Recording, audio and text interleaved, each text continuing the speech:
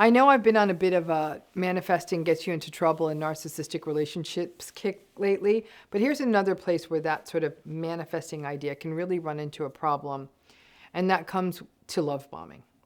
So I'm going to simplify, and I'm sure there's many of you, or some of you, not many, some of you who are manifesting, people who embrace manifesting as a technique that has worked in your life that'll say you're not getting it right. But manifesting, attraction, all of that is this sort of essence of energetically attracting things to you, right?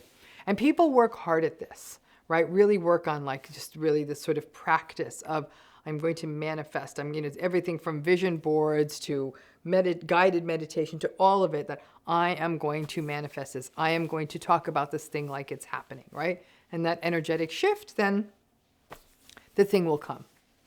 So let me tell you where this gets tricky, is when it does come to narcissistic relationships. Because the challenge is that when it comes to manifesting around love, I am not convinced that everybody has a good working model of what healthy love looks like.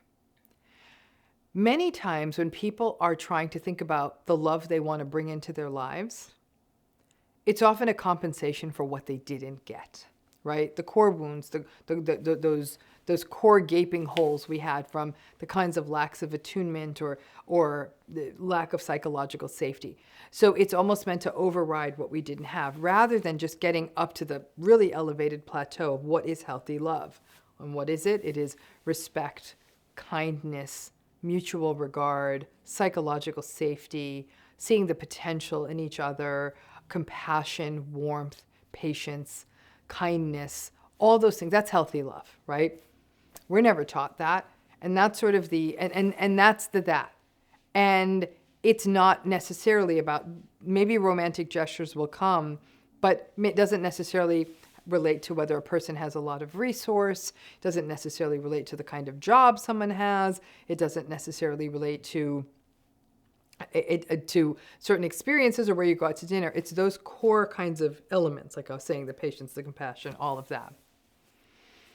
But when people are trying to manifest something like this healthy love or this love story, or call it what you will, and a love bomber comes around, you can already see where this is going.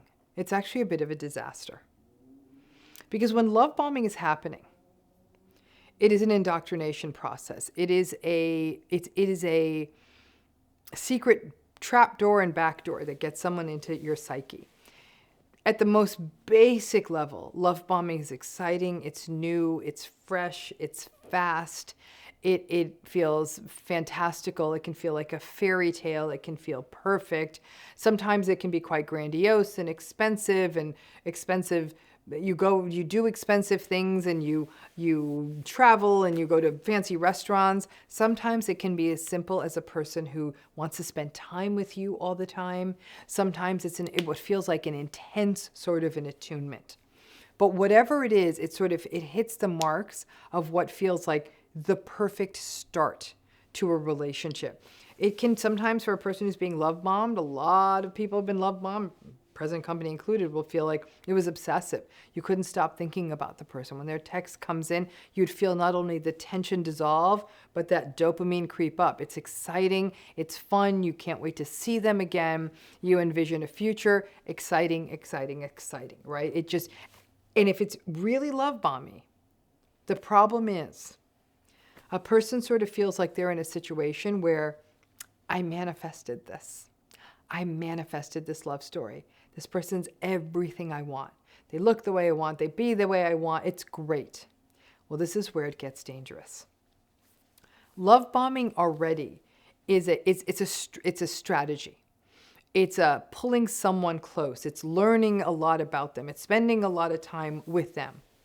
But it's almost too much. But if a lot of energy has been put in by someone to manifest a great love story, and then a love bomb version of that comes along, a person's often going to equate the two. Well, this is how it is supposed to be.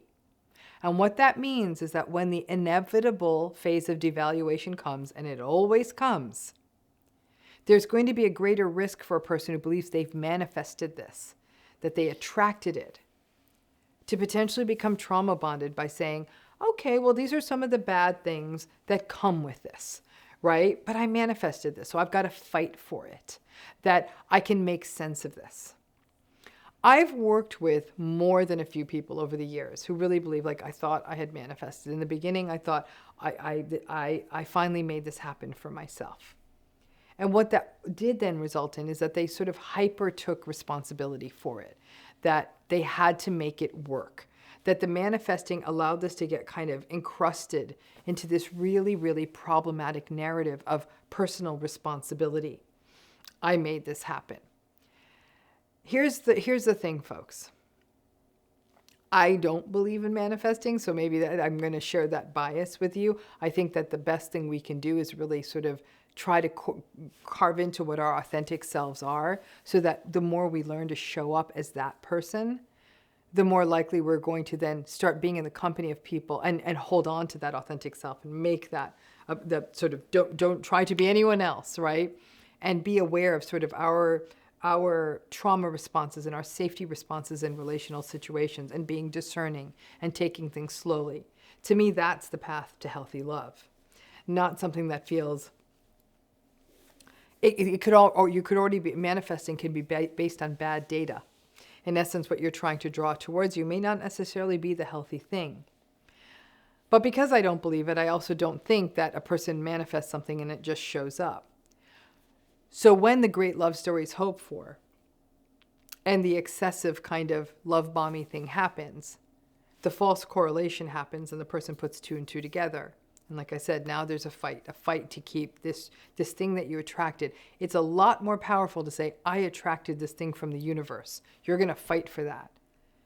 Because as more and more people learn about dynamics like love bombing and devaluation and narcissistic relationships and all the rest of it, they're more willing to pay attention to the red flags, even if the love bombing is happening, right? Love bombing happens, you're like, ooh, I saw this video about a red flag, or that didn't feel good.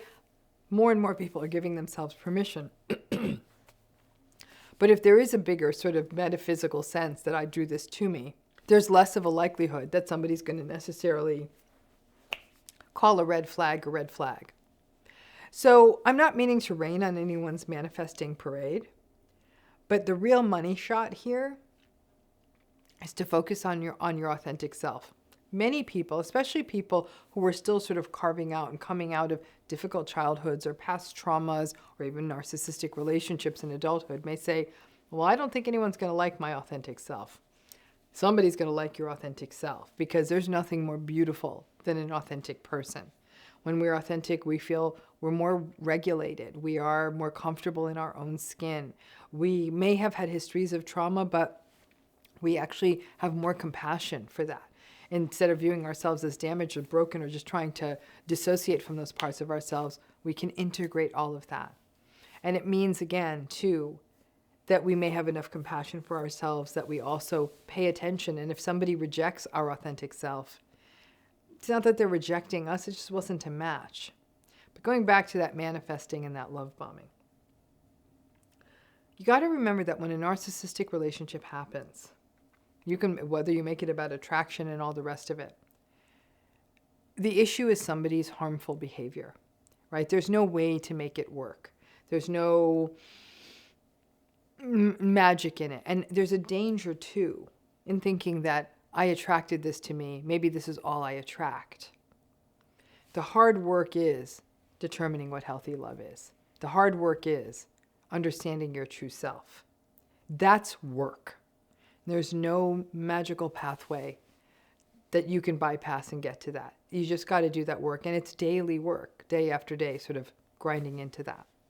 But be very careful that when you do really believe that I attracted this at the manifesting level, and here it is, that you may take excessive responsibility for it. And while that may feel really good in the love bombing phase, I made this happen, that by the time devaluing kicks in, taking responsibility for that can really, really have unhealthy consequences for you and keep you stuck in one of these relationships longer. Thanks again.